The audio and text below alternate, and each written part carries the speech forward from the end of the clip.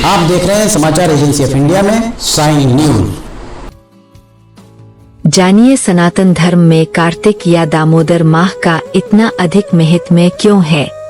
दरअसल कार्तिक माह में भगवान के द्वारा अनेक लीलाएं की है, इसलिए इस माह का महत्व बहुत ज्यादा है।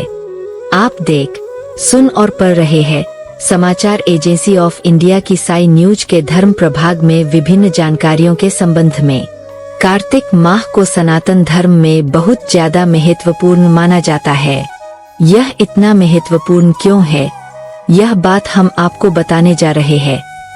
दरअसल इस मास में भगवान ने बहुत सारी लीलाएं की है, इसलिए यह माह सभी को प्रिय माना जाता है।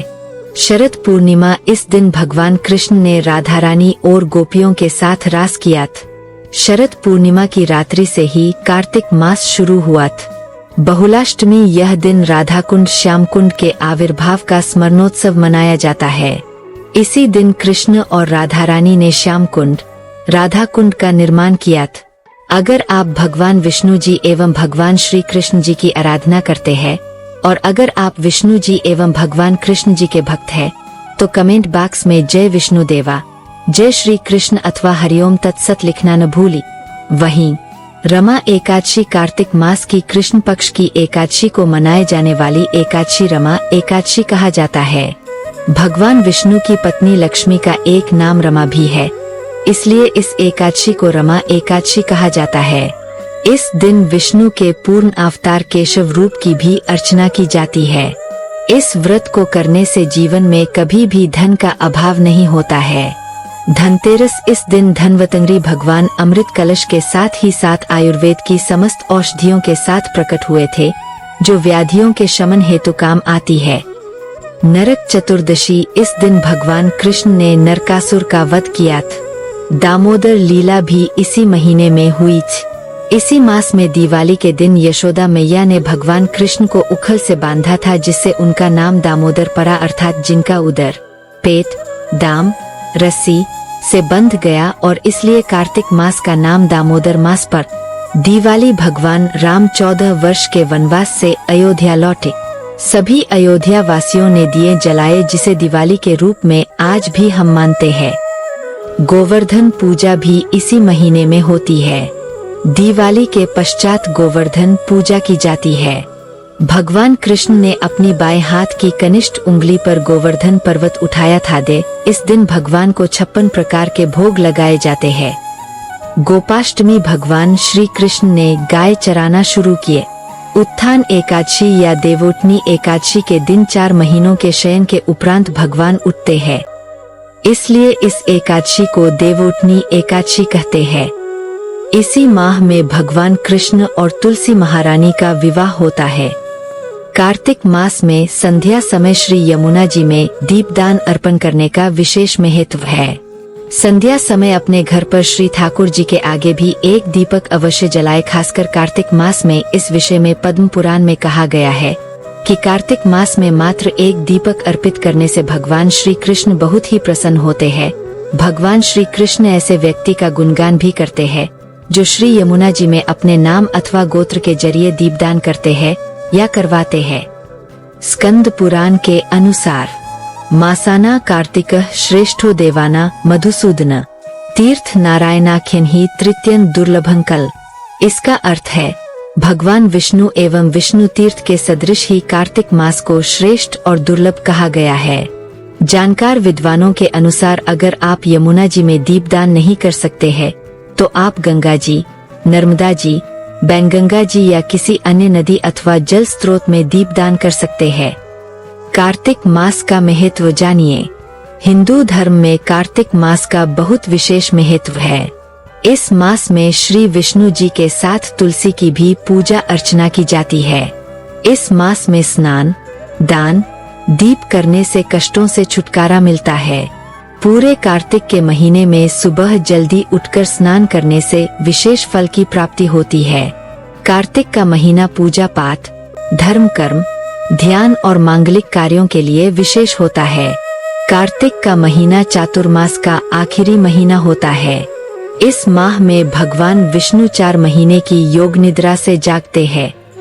भगवान हरि जिस दिन योग निद्रा से जागते हैं उस दिन को देवोत्थान एकादशी या देवोत्नी के नाम जाना जाता है। कार्तिक माह में भगवान विष्णु और तुलसी माता की पूजा, गंगा स्नान और दीपदान का विशेष महत्व होता है। इस माह में स्नान और दान करने से शुभ फलों में कई गुने की बढ़ोतरी हो जाती है। वही ज्योतिषीय दृष्टि से इस माह में सभी को प्रकाश देने वाले सूर्यदेव अपनी नीच राशि तुला में रहते हैं, जिसके कारण वातावरण में प्रकाश का क्षय होता है और नकारात्मक ऊर्जा में वृद्धि होती है, जिस कारण से इस माह में दीपक जलाने से नकारात्मक ऊर्जा में कमी आती है और सकारात्मक ऊर्जा का संचार होता है। पुराणों के अनुसार इस माह में भगवान विष्णु नारायण रूप में जल में निवास करते हैं। इसलिए कार्तिक कृष्ण प्रतिपदा से लेकर कार्तिक पूर्णिमा तक नियमित सूर्योदय से पहले नदी या तालाब में स्नान से अक्षय पुण्य की प्राप्ति होती है। शास्त्रों के अनुसार जो मनुष्य कार्तिक मास में प्रतिदिन गीता का पाठ करता है उसे अनंत पुण्यों की प्राप्ति होती है। कार्तिक मास के नियम जानिए। कार्तिक के महीने में तुलसी पूजन, रोपण और सेवन करने का विशेष महत्व बताया गया है। कार्तिक मास में तुलसी पूजा का महत्व कई गुना बढ़ जाता है। कहा जाता है कि इस माह में तुलसी की पूजा करने से विवाह संबंधी परेशानियां दूर होती है। शास्त्रों में कार्तिक मास में सबसे प्रमुख काम दीपदान करना बताया गया है। इस महीने में नदी, पोखर, तालाब और घर के एक कोने में दीपक जलाया जाता है। इस महीने दीपदान और दान करने से अक्षय शुभ फल की प्राप्ति होती है। कार्तिक मास भूमि पर सोना भी एक प्रमुख नियम माना गया है। भूमि पर सोने से मन में सात्विकता का भाव आता है तथा अन्य विकार भी समाप्त हो जाते हैं। कार्तिक महीने में शरीर पर तेल लगाने की भी मनाही होती है। कार्तिक महीने में केवल एक बार नरक चतुर्दशी के दिन ही शरीर पर तेल लगाना चाहिए। कार्तिक महीने में द्विदलन यानी उड़द, मूंग, मसूर, चना, मटर, राई खाने पर भी मनाही होती है। इसके अलावा इस महीने में दोपहर में सोने को भी मना किया जाता है। जानिए कार्तिक मास का धन से क्या संबंध है। कार्तिक महीना श्री हरि यानी भगवान विष्णु का अत्यंत प्रिय महीना है, इसीलिए माता लक्ष्मी को भी ये अत्यंत प्रिय है।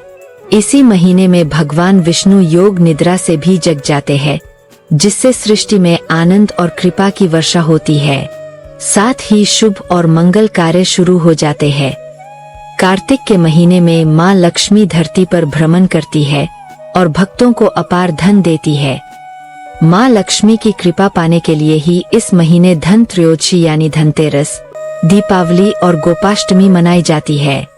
कार्तिक महीने में विशेष पूजा करके और विशेष प्रयोग करके आप आने वाले समय के लिए अपार धन पा सकते हैं और पूजा उपासना करके कर्ज से और घाटे से मुक्त हो सकते हैं। जानिए कार्तिक महीने का तुलसी माता से क्या संबंध है। तुलसी का पौधा एक विशेष पौधा है और इसमें औषधि के साथ साथ दवाई के गुण के साथ ही साथ दैवीय गुण भी होते हैं। पुराणों में तुलसी माता को भगवान विष्णु की पत्नी कहा गया है। भगवान विष्णु ने छल से इनका वरण किया था, इसीलिए उनको पत्थर हो जाने का श्राप मिला और तभी से भगवान विष्णु शालिग्राम जी के रूप में पूजे जाते हैं। इसीलिए कार्तिक के महीने में तुलसी से भगवान विष्णु की पूजा करना मंगलकारी होता है। कार्तिक महीने में नियमित रूप से तुलसी के नीचे घी का दीपक जलाना चाहिए। अगर आप कार्तिक महीने में तुलसी के पौधे के नीचे नियमित रूप से घी का दीपक जलाए तो अविवाहित बालिकाओं का शीघ्र विवाह होता है और अगर वैवाहिक जीवन में कोई दिक्कत आ रही है तो वो परेशानियां दूर हो जाती है। हरि ओम।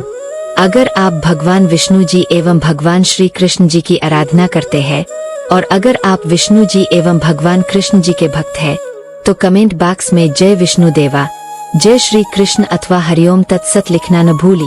यहाँ बताए गए उपाय, लाभ, सलाह और कथन आदि सिर्फ मान्यता और जानकारियों पर आधारित है।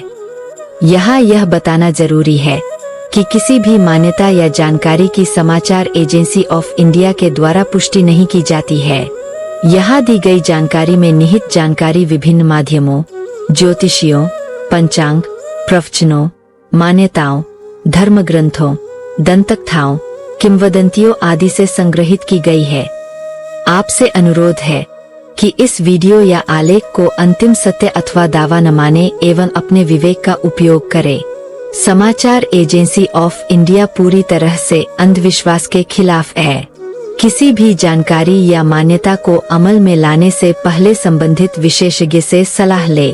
अगर आपको समाचार एजेंसी ऑफ इंडिया में खबरें आदि पसंद आ रही हो तो आप इसे लाइक, शेयर व सब्सक्राइब अवश्य करें।